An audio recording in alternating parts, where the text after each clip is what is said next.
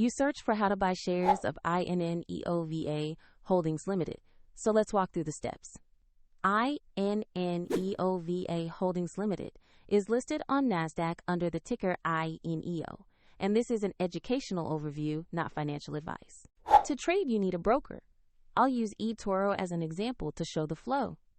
After registering, you will need to verify your account, usually with an identity document, and add funds before buying. Use the platform search bar and type the ticker INEO to find the listing. Confirm you have located the correct INNEOVA Holdings Ltd. stock on NASDAQ.